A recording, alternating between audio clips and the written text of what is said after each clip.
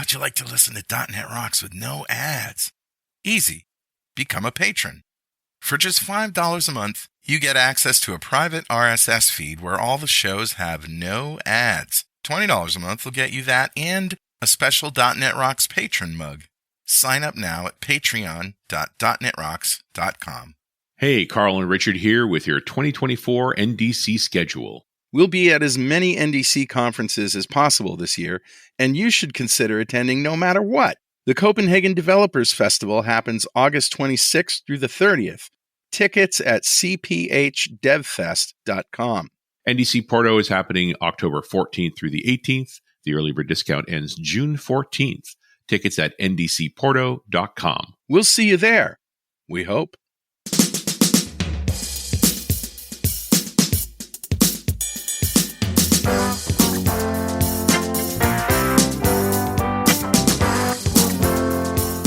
Wow, you did it again. You found the last build show at .NET Rocks. I'm Carl Franklin. And I'm Richard Campbell. And Mark Brown's here. We're going to talk to him very soon. But anything that you want to tell the people about our week here at Build? It's fun to be back in person. Everybody's getting better at conferences bit by bit. Like we're remembering how to conference. Yeah. But I get Microsoft asked me to put together a podcasting space. So we brought in a bunch of other podcasters as well. Yep. But then I figured, we could make some DNRs while we were here. Yeah. And, great line of guests. And this is the last of them. Yeah. The publish-wise. And it's actually going to publish in order. So it's also the last one we're recording. Yeah. Third day. So it should be fun. It should, yeah. But I don't have any whiskey here, which is usually the last show of the day, the ritual.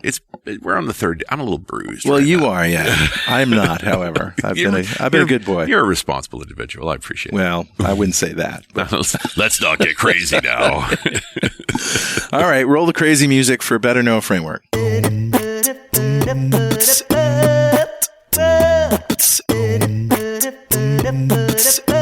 right, man, what do you got? So, for Better Know Framework, for those who don't know, it started out as I would, point my finger at a namespace in the framework, any classes in .NET that we may or may not know about, that kind of thing. But that got old real quick, and I started Googling stuff and finding it. You eventually do run out of framework. You do. You kind of got through the framework. Yeah. It took a while, but you got there. Exactly. And nobody wants to hear a lesson on the bowels of the common language runtime. Well, anyway, so Mark Brown is here, and Mark, you can join in because I picked this toy for you. Yeah. Yeah. So who's the toy boy now? Right. I know. I've become the toy boy. Right. I know Mark is into a lot of things, technology wise, but also electronic music. And I know this about you. So I found, I'm sharing a device that I have, and I have a link for it on sweetwater.com, which is where I bought it. Did not find it on Amazon. But they're out of stock. So this is going to be fun when, 10 people who listen to .NET Rocks all call up and slam the back orders. I love it. So this is a Kenton LNDR MIDI line driver. It's basically two boxes. It's a balun. You know what a balun is? Yeah. Well, a way to use one transport for a different protocol. Right. And there's a lot of Cat5, Cat6 baluns where you just string a network cable between two things. You could do it for video, for audio, for whatever. Well, that's what this is. So MIDI, musical instrument digital interface, has a problem that when the cables get over even close to 20 feet long, the latency gets, high. It's a kind of serial protocol. It really it's a serial protocol, old school. And so this solves the problem. It's always been a problem for me because in my studio, the piano is typically on the other side of the room from the workstation where I'm recording because I want isolation and everything. And I've always had a problem with this. And so I've tried Bluetooth adapters and they're the latency is too much. Yeah. This is the only thing that works. So I've basically hardwired this into my studio, one side on the piano and the other side on my workstation. So you're not sticking a switch between either. It's literally just because Ethernet runs at a higher frequency, you can haul the data a heck of a lot faster. That's right. Okay. Yeah. And even if you did put a switch in, you'd be fine. You're still talking milliseconds. Yeah, exactly. So the piano that I have is a Yamaha Baby Grand that has MIDI built into it. And there's a solenoid under every key. So if you plug a MIDI keyboard into it and play, the keys go up and down, right? And it's also a great MIDI controller. So I just have it now hardwired in. So at any time somebody wants to play the piano and record it, let's say there's a drummer playing, right? And the piano playing at the same time, I can just have the piano player record MIDI and with no sound, and then edit it, right, to fix the mistakes, and then play it back through the piano and record it. Wow. So that's a trick that my clients love. Very clever. I can do that now. Yeah. Cool. Anyway, it's $169, and if you struggle like me, for the pair. If you struggle like me with this problem, this is a solution whenever they get back in stock. And ask for Mike Godlove. He's my guy at Sweetwater. Right. Yeah. And if everybody orders a bunch of them, then maybe they'll rush the back order back. Yeah, maybe. Yeah. Lots of trouble. Maybe they'll offer me some free stuff. There you go. Who knows? Free stuff is good. Free stuff is good. I bought some stuff from Sweetwater. They're good people. They are. All right. All right, Richard, who's talking to us today? Grabbed a comment. Let's be clear. You found this comment. But yeah. Grabbed a comment off of Mastodon. Yeah. It's only because we've already read all the CosmosDB related kind of off of the website. And so, plus other issues, but that's not important. Yeah. This comment comes from Hassan Savran, who said, it looks like the AI theme is replacing data topics in conferences. I get it. AI is everywhere lately, but AI depends on data. Yeah. You still need good data models, optimized databases, data quality. It all still matters. So organizers, please don't remove data topics from your upcoming events. Or .NET topics for that matter. Correct. Why would they do that? I don't know. Everybody thinks it's Python now with the AI thing. Yeah. So the other side is like, has Gigo ever meant more than it means right now? Garbage in, garbage out. Right. Yeah. Like that was an old joke of computing decades ago. But what is a large language model but a garbage amplifier? You feed it garbage, it spreads it everywhere. Or a small language model for that matter. Yeah.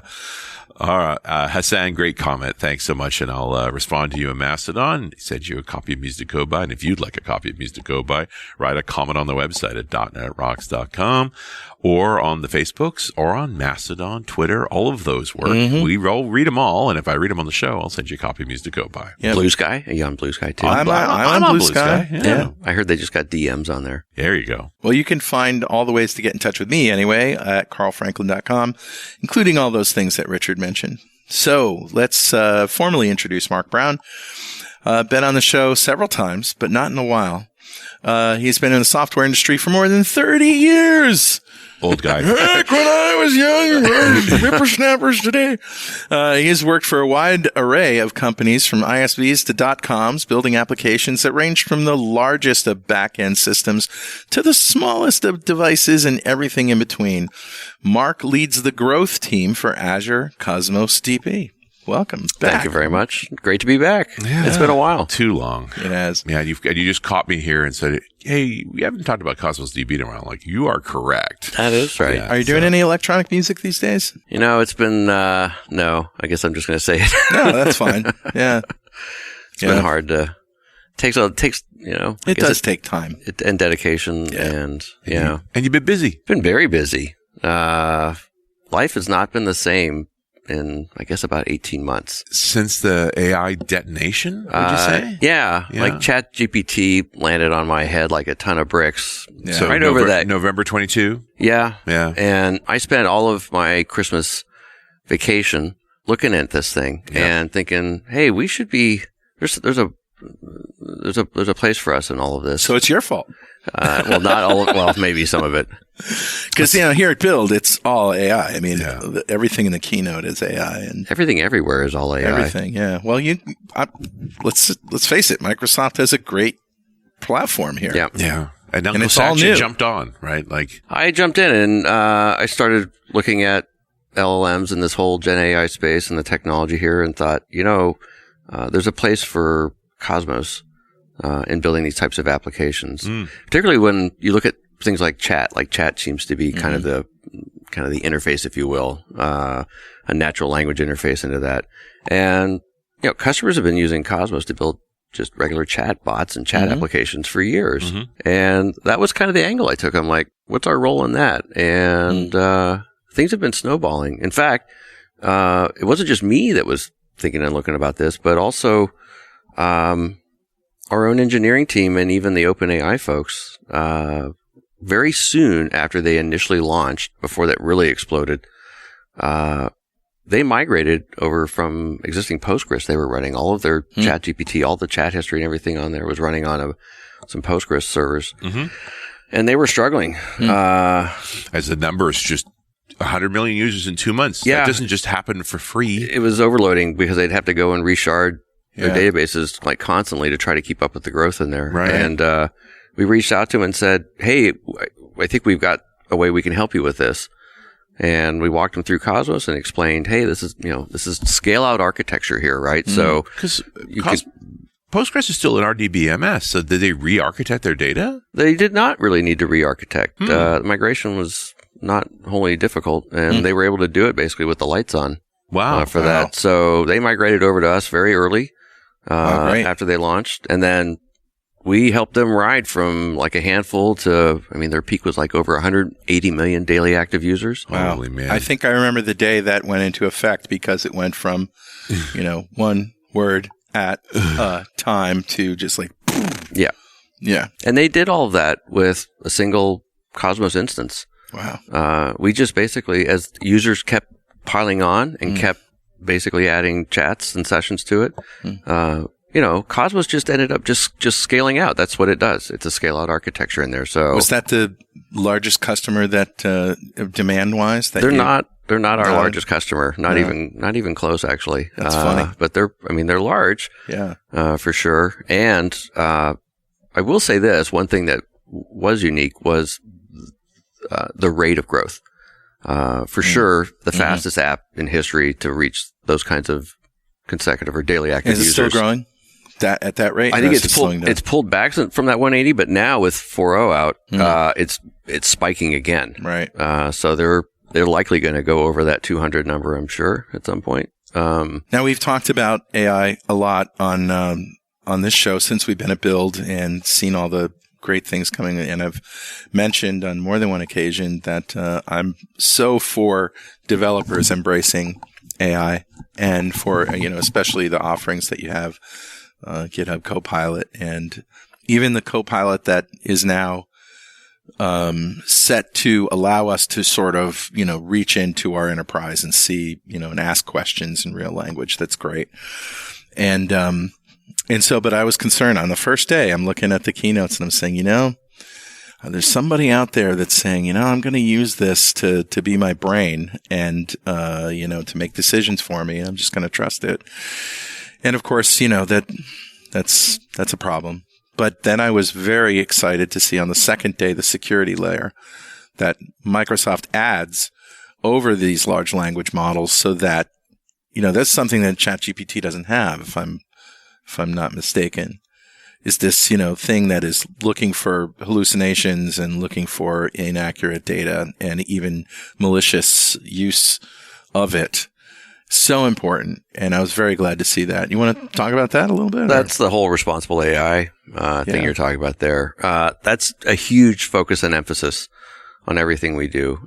Everything we produce and release internally at Microsoft that's leverages this technology has to go through a pretty set of rigorous set of testing and controls and all that stuff to make sure that it's adhering to all those responsible AI principles that are within there. I'm really glad that we out of the gate are applying this to that, and not just for ourselves, but also making sure customers are applying those technologies. We have to keep them safe. That's right. As well, and keep their customers safe. We don't, think about the early debacles with people misusing ChatGPT. There was a lawyer that had the tool write a summation that referenced cases that simply didn't exist. It just made them up. Yeah, and he didn't check. And now, oddly enough, the judge doesn't go for the software did it answer. Yep. There was another case in Canada, actually, with Air Canada. The Air Canada one, yeah. You remember, that one, yeah. Yeah, no, we've paid close attention to that. Yeah. Well, tell us anyway. It was a chat bot that, powered by an LLM that was answering questions about somebody when needing to make flight changes for a particular reason. I can't remember which reason it was. And they said, oh yeah, there's no fees for that. That's fine. Yeah. And so or $100 you could. Yeah. Yeah. Anyway, they went to, and he was supposed to get I think he was supposed to get a refund. Yep. Yeah. And then when he went to get the refund, they're like, "Oh, we don't refund that." It's like, "Well, you told me." Yeah. They're like, "Oh, that's a mistake in the software." Yeah. And they actually went all the way to court on it. And the court ultimately said, "Hey, if an employee had said that, you would be liable. Just because you used a tool to do something that an employee might do doesn't mean you're not liable. Yep. You've got to pay back." Good on him. Yeah. It is good. And, it kind of highlights an important aspect with building these types of applications, which is you need to capture those interactions that happen between customers and users and this technology, these LLMs. Yeah. Just like you have in, say, any customer service scenario. Yeah. This conversation may be recorded for training purposes. Exactly right. Right. You know what? You must do the same. Yeah. Even more important, because you're having a computer talk to this. You're experimenting. This is new technology, right? Yeah. Like, I think we scrutinized customer service calls much more closely when they were new than we do today. That this is new, so it needs to be closely scrutinized. You got to make sure that your customer service agents are on script and giving the correct information, same as you do with your LLMs. Yeah. And this is a key kind of workload that we're finding with Cosmos these days in building these types of applications. Is you've in the past have used these things to build chat applications and chat bots and also just chat assistants where you're talking and chatting with a human.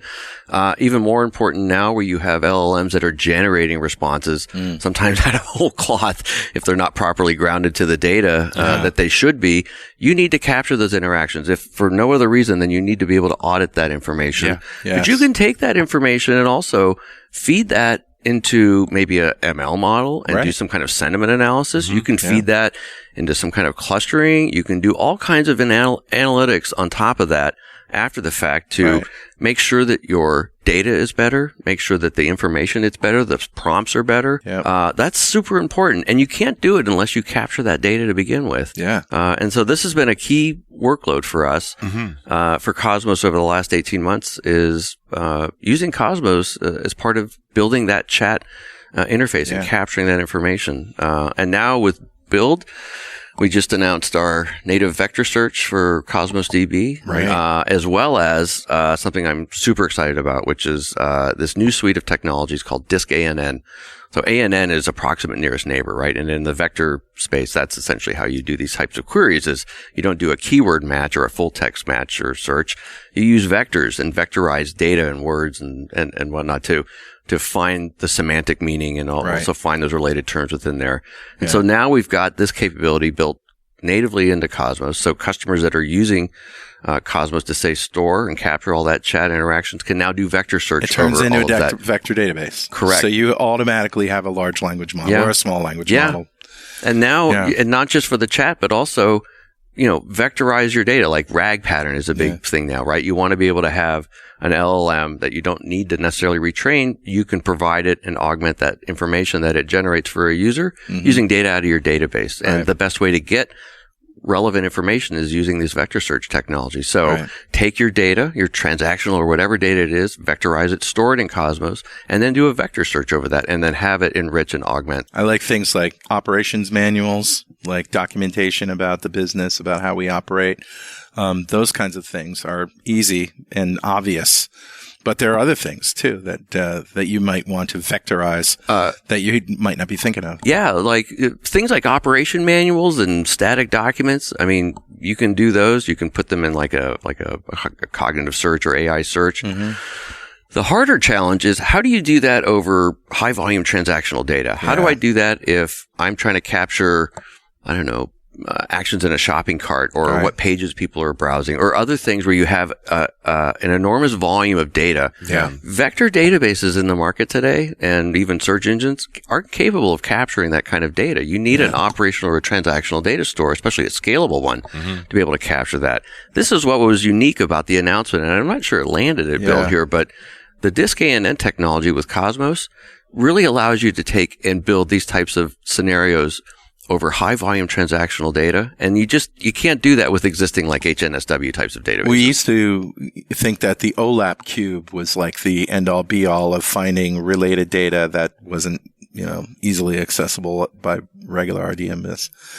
But now this takes it to a whole new level, doesn't it? So really all you have to do, I say all you have to do, but if you use Cosmos DB as your data store, now all that data becomes searchable.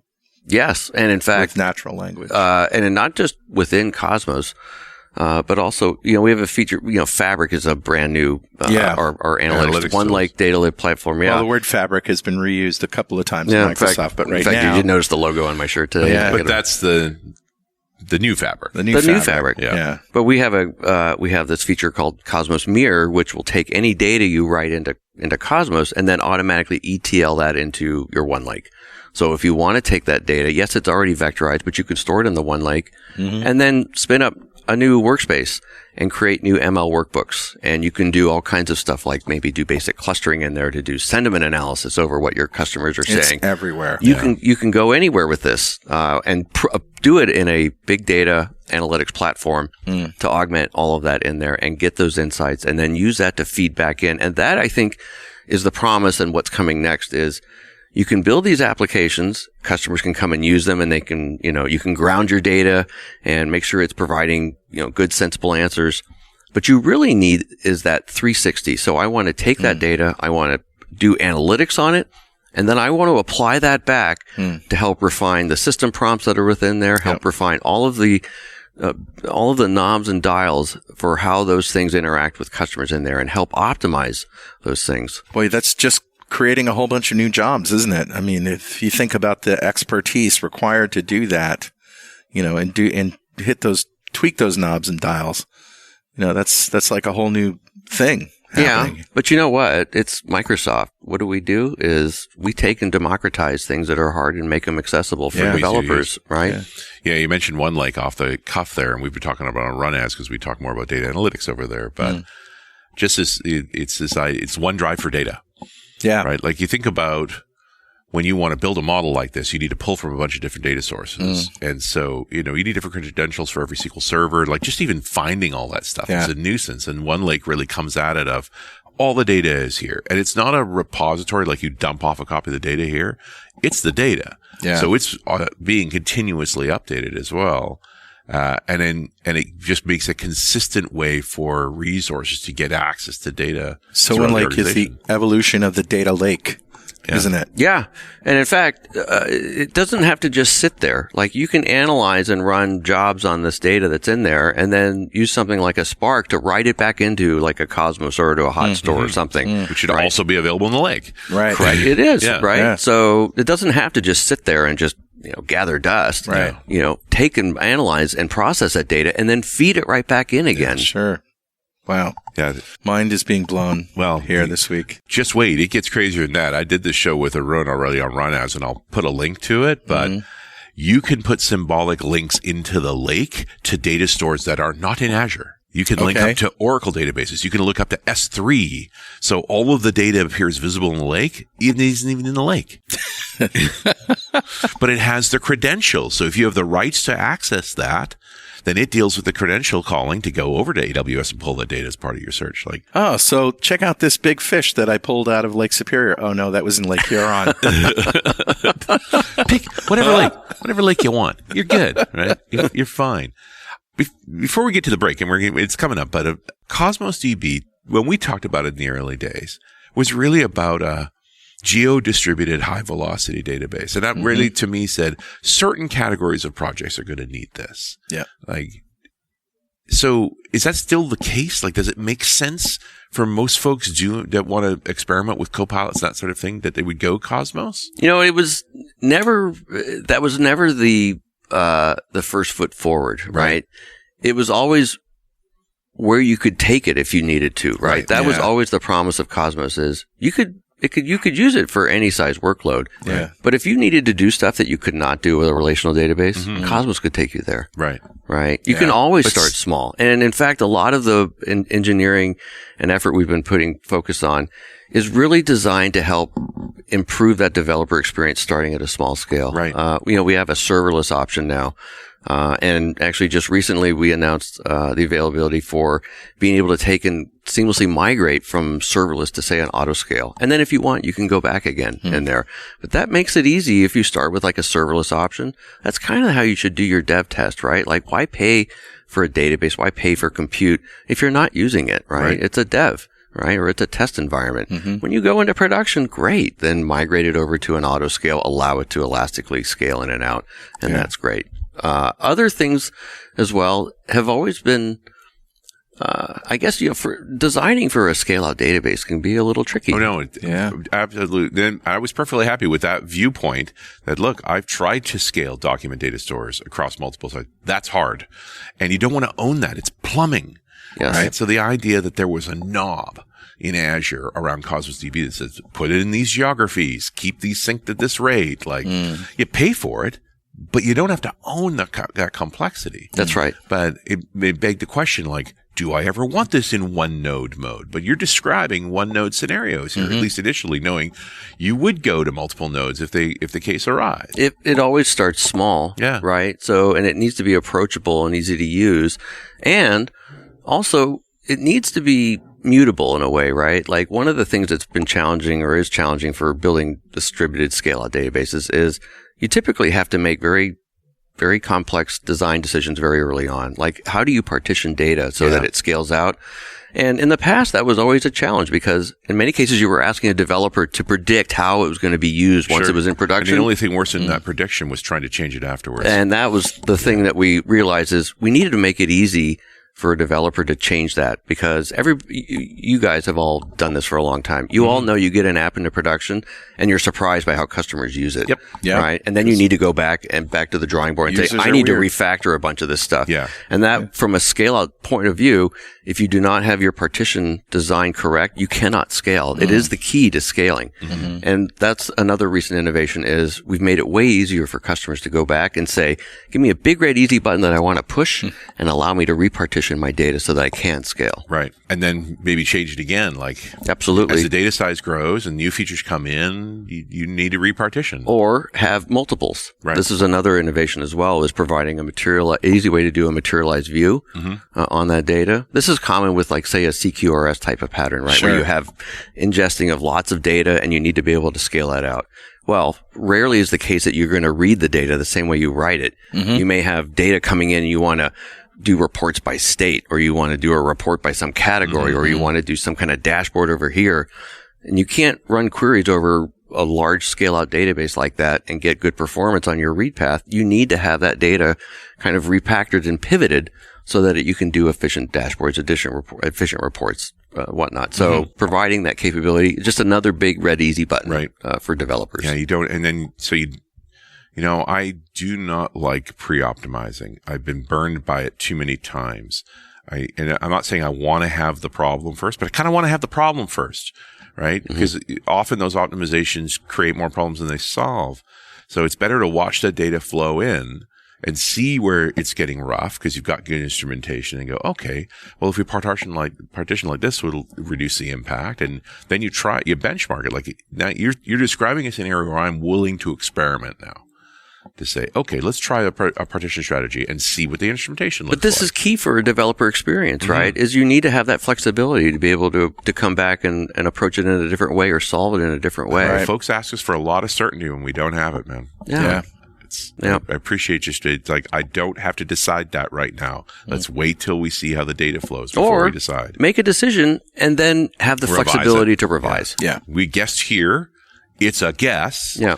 We're going to measure it like this and revisit this at some point and maybe adjust it. Yeah. Yeah. No, I appreciate that. So make it easy for developers to run at small scale if they want to run on a single node. That's great. But help them make it easier for them to achieve that kind of scale that you just can't get that anywhere else. That's why customers use us. It's always been Microsoft's MO. And with that, I'm going to interrupt for one brief moment for this very important message. Attention .NET developers. Looking for the ultimate SDK to handle electronic document processing? Meet TX Text Control. TX Text Control is your go-to solution for seamless PDF generation, secure electronic signatures, and efficient digital forms processing, all within your .NET applications. Empower your products with robust document management capabilities, boost productivity, and deliver top-notch solutions to your clients. Trusted by developers worldwide, including me and Richard, TX Text Control is the SDK that makes a difference. Check out demos.textcontrol.com for live online demos and see it in action. Hey, Carl here. Tired of the debugging grind? Let's talk about a breakthrough that's here to help. Raygun's AI error resolution isn't just another tool. It's like having a seasoned developer right by your side, suggesting fixes and explaining errors in real time. If you're curious as to how it can smooth out your debugging day, visit raygun.com/.netrocks. That's Raygun, RAYGUN.com/DOTNETROCKS for your free 14-day trial to explore the way Raygun is revolutionizing debugging. And we're back. It's .NET Rocks. I'm Richard Campbell. That's Carl Franklin. Yo. Chatting with our friend Mark Brown in the latter stages of the 2024 build in Seattle. Gray day as usual in Seattle. That's how this place works. Yeah. You mean it's cloudy and gray? Yeah. It's just another day. It's just another day. We call that Thursday. I mean, it does seem like these LLM workloads were made for you guys. But what's the shape of the data that they're typically managing? It's the vector data stores, right? It could be anything, right? Because as a JSON data store, we largely don't care. Yeah, you can take anything. Right? You can have hierarchy. You can do whatever. Mm-hmm. It's whatever you need. To go back to why we were in this space and what we were doing, vector databases are super hot, and there are a lot of them out there now, and they're getting a lot of attention, and they're very important to building efficient worklately on these LLMs. SQL Server's got an implementation of a vector store inside of it now, or will. They will, yeah. So they've been doing a brute force thing lately. So you just basically put an array of vectors into a column, and then call a cosine function on that thing, so you can get basically it's an exact match, right, or a brute force, not doing approximate nearest neighbor. So I got a story for you. Towards the beginning of the year, when before any of this was available, and nobody even knew how to make a vector database or what they were. I was approached by a colleague to put together some training on AI and put, how to use ChatGPT, how to use the tools, the APIs, and it was just because it was such a hot topic. And I said, after a while, when things changed so rapidly, I was like, this stuff is changing so fast. This is not the time. We just gotta wait this out and see what major tools shake out, because they will be available. And turns out I was right. Yeah. Yeah. It only gets easier. Yeah. All these things that we had to, can you imagine going into a training class like in, I don't know, right before Windows came out and somebody's teaching you how to write your own windowing system? Right? And then Windows comes out and it's like, well, what the hell was all that then? You mean like prior to like Jeff Richter's book or something like that? Is that what you're saying? Sure. Please give me some MFC. Yeah. Yeah. I'm old. No, me too. I'm with you. It's been crazy for the last 18 months. All the APIs for OpenAI and everything built on top of it and around it, whether it's things like a semantic kernel or a LangChain or Llama index, these things are changing like weekly. Yeah. They would go and push new builds, and you'd break half of everything that's in there. And a lot of customers I was working with were frustrated because there's a lot of center of gravity around using these orchestration SDKs for LLMs, right? Like they do provide a good kind of single sheen, if you will, to try and help connect all of these pieces together.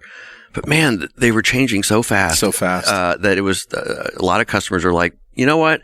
I'm just going to set those aside for a bit, because I'm trying to get something built here. And if my build breaks every single day because you guys are changing, then I need to kind of take my own ownership of that. Brian McKay and I were doing a YouTube show called the AI Bot Show. And it just kind of was like that. He would, and in fact, he would go and test some things against, I don't know if it was ChatGPT or just something in OpenAI. Maybe it was like the playground, I think it's called, right? And he would test it all, and then he'd get the response, and then we'd record the next day, and the response was completely different. And he's like, oh, they fixed this, because he was showing like how to break it or whatever. Right. Now it doesn't break. And the next day, it was, oh, well, this kind of didn't work yesterday. That's amazing. It's just goes to show you, just calm down. This is a good time right now to investigate what Microsoft is doing, because they are the tool builders. They are the tool builders. I'll pull some links for like LangChain and the other related semantic tools. kernel. This is something that we haven't really talked about all that much on .NET Rocks. Maybe we could just give us an elevator pitch for what that is. Yeah, so semantic kernel is just among kind of these group of these orchestration SDKs for building LLMs. And kind of the equivalent of these things that people may have heard of would be LangChain. Yeah. That's really the big one, I think, out there. One, yeah. Llama Index is another one of these things. Yeah. And, what they do is Python, right? Llama Index, they all support like Python and JavaScript for the most part. Like LangChain for sure. Semantic Kernel offers a .NET SDK. They also have a Python option in there as well. They may have a JavaScript that they're in there. But anyway, these things are changing so fast. They might have something else in there as well. Yeah. But the value of what these things do is they provide a way to easily kind of plug in lots of different things. It could be different LLMs. You can build kind of agents on top of these things. They all have these notion of kind of planners or chainers within there. So you can really build kind of these complex LLM workloads and do it in a kind of an easier abstracted interface, right? So you don't need to get down into the weeds of native SDKs to connect to all of these different vector databases or LLMs or embedding models. You can just provide kind of that single user interface for that. That's the promise of these things. The reality for the last year and a half is they keep changing so fast that, that it's hard to keep them and use them. But that's their promise, and I think they do a good job of doing that. They are starting to solidify, if you will, at some level. Is the semantic kernel, after these things that were announced to build, considered like a low-level tool compared to, like, I don't know, the Copilot Studio or any of these other high-level tools? For sure. I mean, those are, like, look at the Copilot Studio as kind of a low-code way of going and building these types of of applications. For sure, if you're going to go and roll your own, and you wanted to be able to bring together lots of different bits and pieces of these things, you would use something like a semantic kernel, or maybe a combination of like native SDKs and semantic kernel to go and build these types of things. So that's their value in being able to do that, provide that pluggable interface, if you will, for doing these things. And I can feel people listening going, agents? What's that? Why do I need one of those or a series of these? Are these like little experts in a particular silo that maybe talk to each other or maybe have areas of expertise? Yeah, that's exactly it. So I could kind of give you some rough scenarios. If I'm in an e-commerce type of application and I want to do, I don't know, product search or something, or ask about products, I may have an agent specifically tailored to doing product searches, right? I may have another agent tailored specifically to refunds, or to some kind of customer profile or updates or anything. I mean, anything that you need, like all of these things kind of operate around the notion of you have a system prompt that kind of defines the behavior and also grounds it to specific data. Right. And so that's the idea of the agent is you've created this kind of encapsulated whole that takes inputs and is specialized around a particular thing, maybe grounded to some specialized data, and then provides specialized outputs for that. And the thing that Richard hates the most is it's an easy way to anthropomorphize an expert software thing. You can give them their own personalities and you can tell them to answer every question like a 60s stoner or something. Yes. Okay, dude, let me tell you what's going on. I did something very similar. I created a demo that I used at the Fabric conference that was actually it was at Ignite last year, and it was built and grounded to the old AdventureWorks 2017 database from SQL Server. So it's like a bike store, right? So I created this AI agent, did that, and I called him Wheelie. And I went to the Bing image generator and I created a image. It looked like Clippy, ironically, but of like a little cartoon avatar on a bike doing a big wheelie or whatever. And he had a big smile on him and stuff like that. So I created a whole persona around this thing. The t-shirt that said "Keep on trucking." I should keep a t-shirt for this thing, or keep on wheeling or biking or whatever. But like it's a retail bike store, right? I want to create an AI assistant that's really into biking. So the system prompt for this thing is, you are super enthusiastic about biking and you really just want to help people find all the biking and accessories that they need so they can go have great biking adventures, right? Yeah. And you should have all this energy and all that stuff. So what's interesting is, I go and you start testing this thing and it's exactly what it comes back with. It's like, and I find if in the prompts you use word like brilliant, or just like master of, it will actually be smarter. Right. In terms of, or the perception will be smarter. But so you can provide all of that stuff. You can give it that personality. You can it's a great way to represent your brand, a way, right? If you have kind of a specific vibe for who you are. Yeah, as long as it doesn't tell you there's refunds that don't exist. Yes, that's right. Accuracy is a feature too. Yeah, and safety. Here's a coupon code. Yeah. No, it's interesting to, I did this great show with Seth Juarez where we talked about it. It's a language computer. It spits out language for you based on your instructions. Yep. And it's just humans that project understanding into that. Yes. But you always have to remember that your instructions and also the data you give it as well, right? It's only smart enough for either what's been trained for or the information that is provided. Right. Well, and it needs testing. It does. The conversation over and over again is that you need experts in the data sets to test it and say, that is correct, that's incorrect, and sort of work your way through it. It's certainly not a reason not to use it, but it's just like if you're going to work in a dynamic language, you need testing around it, right? Like that's right. You have to do the whole thing. You have to own the whole problem.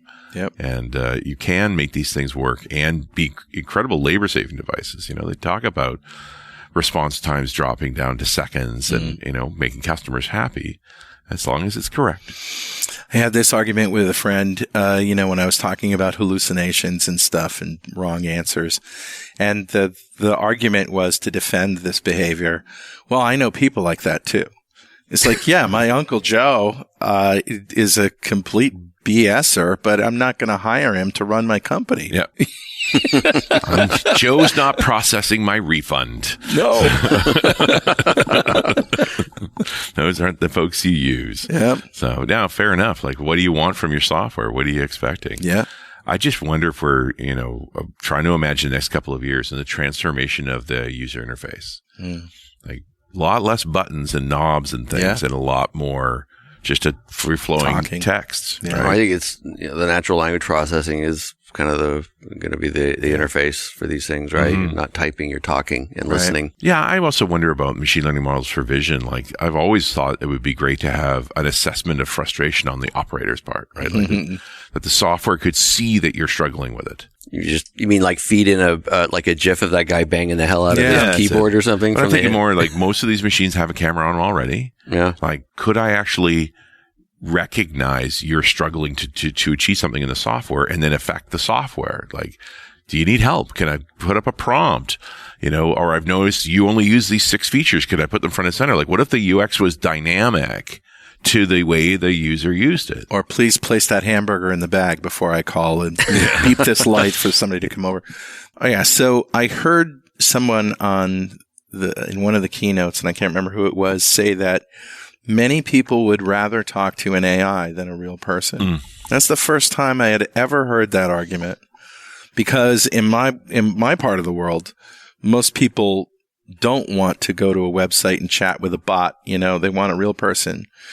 But is there this growing population of people who would rather speak to an AI than a real person? I guess it depends on the capabilities of that AI. Well, let's start with the initial thing is, would you rather go to a website to gather the information, or would you rather call the company? Right? Like, I tend to not want to pick up the phone anymore because it takes longer. Like, I'm looking for the least amount of time to get the things I need. Yeah. And so, the reason you've been avoiding calling tech support and things like that is it takes a while and you have to keep explaining yourself. Yeah. In some ways, if the software is the interface for that, it's less frustrating. And you're talking usually to someone who really doesn't understand what you're doing, but is just taking your answers and plugging them into an expert system. And anyway. Anyway. So what you have is a transcribed version of a chatbot. Like, why is that better? You're absolutely right about that. Yeah.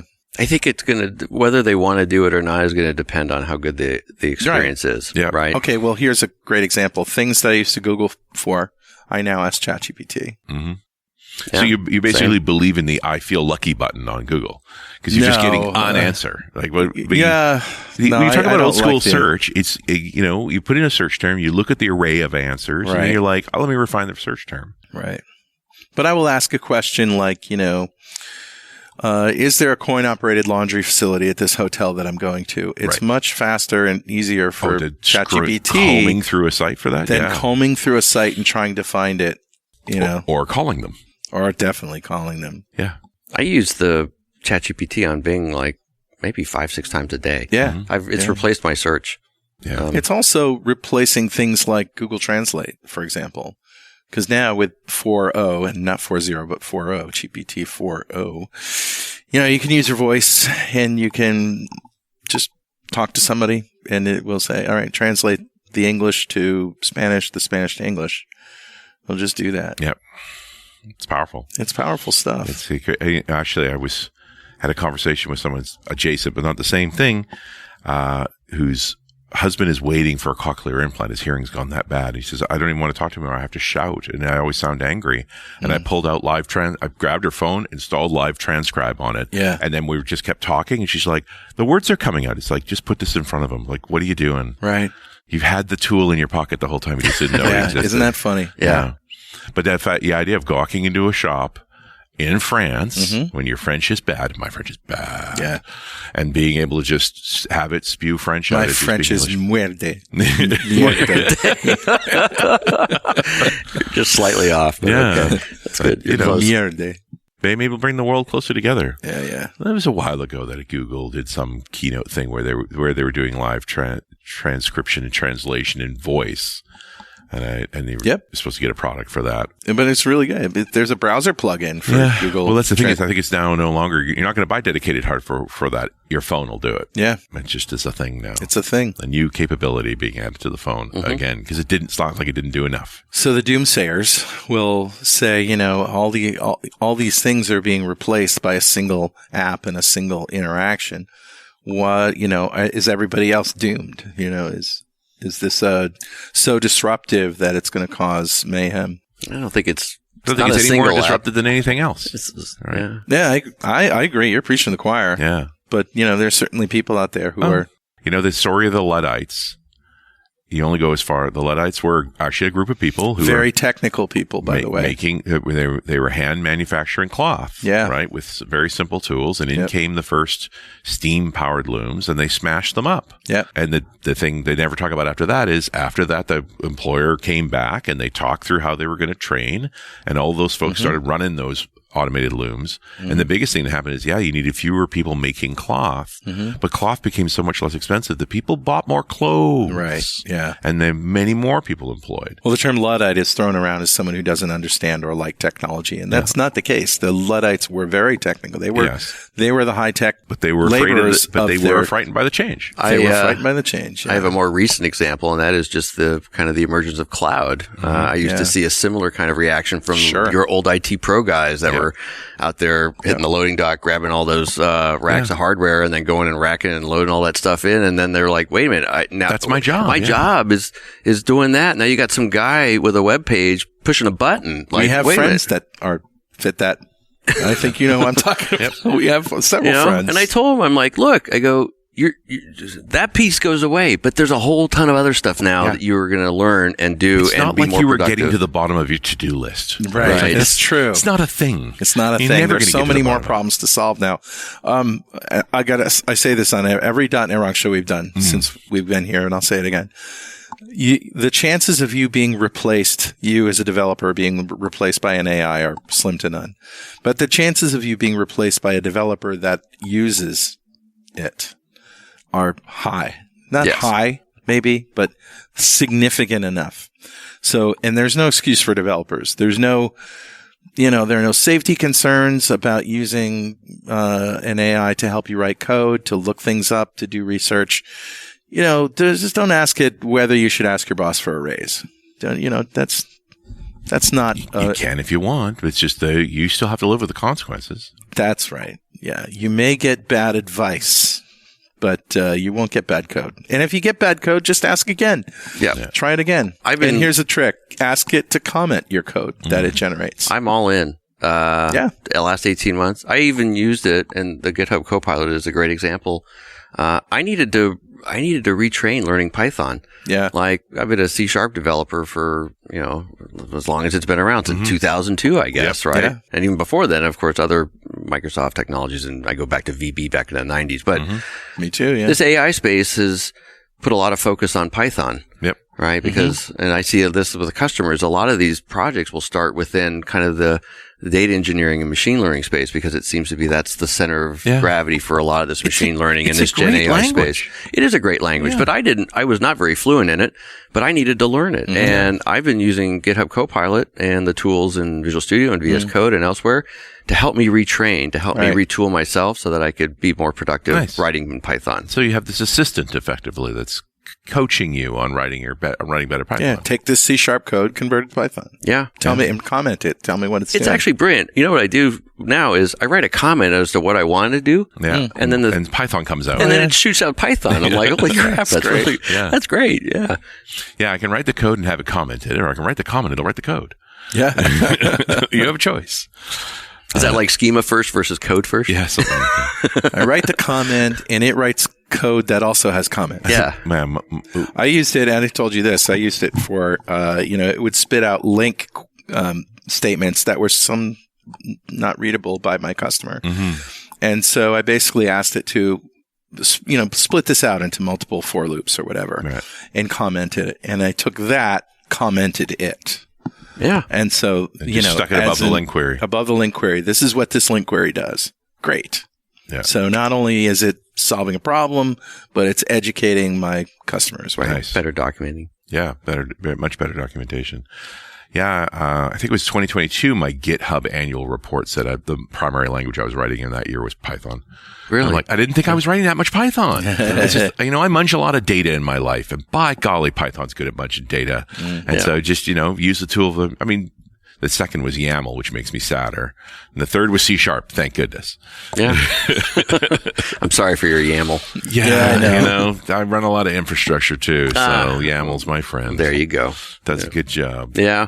Oh, well, I got nothing to complain about. It's all good, right? And then it's also sort of this reality. It's like, you are not the language you program in, right? You're the person who solves problems. And the more tools you have in your toolbox, the easier it gets. That is the key, isn't it? Yep. Yeah. Yeah. It's been a long time since I cared what language I was working in. I'm just trying to get to the bottom of the problem. And now the tooling is super good at helping me. Why am I struggling with this? And it'll get you over the hurdle a lot of times. This is why developers, if for no other reason, should embrace this. Yeah. Right? Because it's a great rubber duck. Holy man, such a good rubber duck. Going to make so much. At the very least. Yeah. Yeah. So much more productive. Yeah. I just spent less time testing, less time just debugging stuff. I'm getting it. Just front to end, it's getting done faster. And here's the thing, I don't want to be doomsday, but if you don't embrace it, it may be to your detriment. That's right. So why not? We work in technology. Yeah. Why should we not be embracing that stuff, right? Why are you using an IDE? Right. Like you could just be. When you got into this gig, you knew it was going to be changing fast, right? Yep. That's what got you excited about it. Here it is again. We're turning the crank and it's changing fast. You're not using your chromium tip tweezers to line up electrons anymore either, right? Like, listen. Shout out to Rory. Not organizing electrons one at a time anymore. I do whole bytes. 1001010101000. It's just another tool. More automation, more productivity. All right. And maybe we'll get a little further down that list. The joke, of course, is every time we get these things, the list gets longer. Yeah. There's more to do. There's so much more to do. Yeah. Mark Brown, thank you. It's been a great pleasure talking to you. And this is great stuff. I love talking to you guys. Yeah, thanks for having me back on. I'm glad I could be your closer for this build 2024. Absolutely. Thank you, friend. All right. And we'll talk to you next time on .NET Rocks.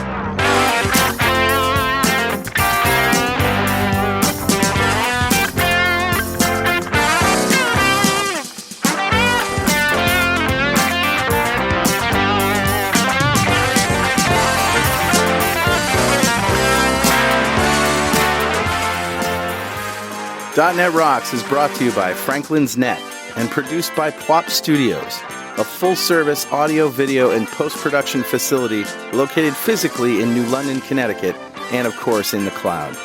Online at pwop.com.